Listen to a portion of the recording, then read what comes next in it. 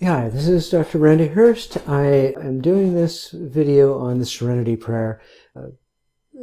So many of you have probably heard it. Some people have heard it as connected to 12-step programs. Others have just heard it as part of their lives in general. I like it, but I was fascinated, so that's why I'm doing a video on it, to find that even though Reinhold Niebuhr, who this was attributed to, died in 1971. You know, he's of this last century. It's the best known form of it, but it's actually been, there are similar thoughts, writings, maybe prayers even, that have gone back for centuries. And so I thought it would be interesting to show you what I found from Wikipedia. It's an easy thing to look it up. It's a nice article, fairly short. It gives some of the history. So this is one of them, the one that everybody has pretty much heard. God grant me the serenity to accept the things I cannot change. The courage to change the things, courage to change the things I can. Gotta remember it. And the wisdom to know the difference. But what are some other ways of thinking about it that are similar? Because this is easy to say, but it's not easy to do. So here's one of the others that comes from the 8th century, Buddhist scholar. If there's a remedy when trouble strikes, what reason is there for dejection? If there is no help for it, what use is there in being glum? Fascinating, because this hits on what happens for so many people is they have something that goes wrong, or they have something that bothers them, something that they can't change anyway, but it keeps rolling around in their heads. I had a boss 40 years ago now who asked me, one of the first things that he did, he was a joker, and it was clear that this was leading to something, but he says, do you know what the difference between a normal person, a neurotic, and a psychotic is? And I'm going like, where is this going? You know? And so he says, well, a normal person knows that 2 and 2 is 4, right? And he always did this to people, right? And what he was getting at is, do I know that 2 and 2 is 4? Am I a normal person? But he says, no, a psychotic knows that 2 and 2 is 5. Now I know he's being silly, but also saying that a psychotic is somebody who's not quite in his right mind in terms of knowledge that everybody else has. He says, now a neurotic knows that 2 and 2 is 4, but can't stand the idea that's the way it is. We don't even use the term neurotic. I mean, it's in the popular literature, popular things, but the psychologists, counselors don't use it. It's not in the diagnostic manual, that sort of thing. But that's kind of what this Buddhist scholar is getting at. If there's no help that can be done for something, what use is there in being glum? And the key, of course, is that that's where our head can go. That's where that emotion part of our brain can go, is feeling bad, feeling mad, feeling hurt, feeling sad, just not good about something that doesn't go the way we think it should. And to be able to step back and remind oneself that there's nothing that can be done. And this is centuries old, but even in today, or even among people who know the words, it's not easy to do. Let's look at another one. I like these. 1801. Blessed is he who has learned to bear what he cannot change and to give up with dignity what he cannot save.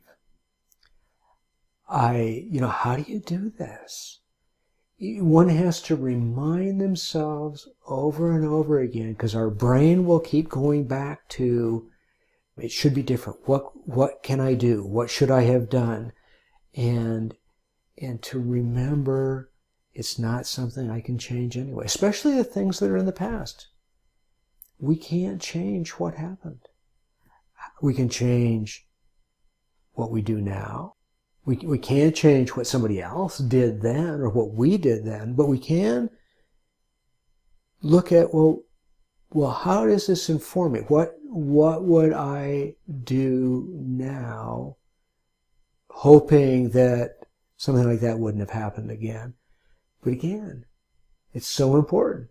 If there's nothing we can do, even now, that could change the situation if it happened in the present, there's so much out of our control. But our brain doesn't work that way. The brain is kind of weirdly self-centered and thinks that it can do stuff that it often can't do. And learning how to accept and know the limits of what we can do and slow ourselves down and remind ourselves to let go of what we can't change. Easy to say, not easy to do. Okay, so here's another Jewish philosopher, 11th century. And they said, at the beginning of all understanding is realizing what is and what cannot be, and the consoling of what is not in our power to change. You know, this is the stepping back and looking at what are the things that we can't do anything about. Hard to do, but recognized for centuries as a big part of the problem in our living. Let's see, what else we got? Another, this is I don't know this W.W. Bartley. I'd have to look him up. If you're on Wikipedia, check it out. But he borrows from a Mother Goose rhyme that has, from the 17th century. For every ailment under the sun, there is a remedy, or there is none. If there be one, try to find it. And if there be none, never mind it. I mean, this is the Serenity Prayer, just in a more entertaining way of saying it. But find it. Have the courage to find or do the changes that something can be done about. But accept and try to figure out, well, is this one of those things I can do something? Or is this one of those things I can't do anything? Key for stepping back. This is a place where, if you've heard of mindfulness, we taught mindfulness without calling it mindfulness 40 years ago, practically. Well, not 40 years ago. But now there's been a lot of research and there's a lot more involved. But how do you step back, slow down, remind yourself what's about emotion and frustration and sadness and feelings versus and what's something we can do in now. But we can't go back and undo what we did then. We can only do what we can do now. And is there something we could have even done about it in any case? And learning how to let go and take care of now rather than let the mind take over. Key, but not easy. So a constant reminder, and that's why something like one of these, I like this last one. For every ailment under the sun, there is a remedy, or there is none. If there be one, try to find it. But if there be none, never mind it. That's great. Or use the old standard that everybody knows.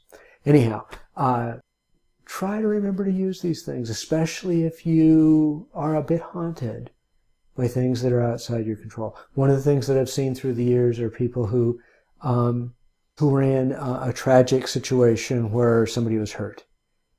And the survivors, or the people who weren't as hurt, feel guilty because they weren't as hurt and this person was. The survivor guilt.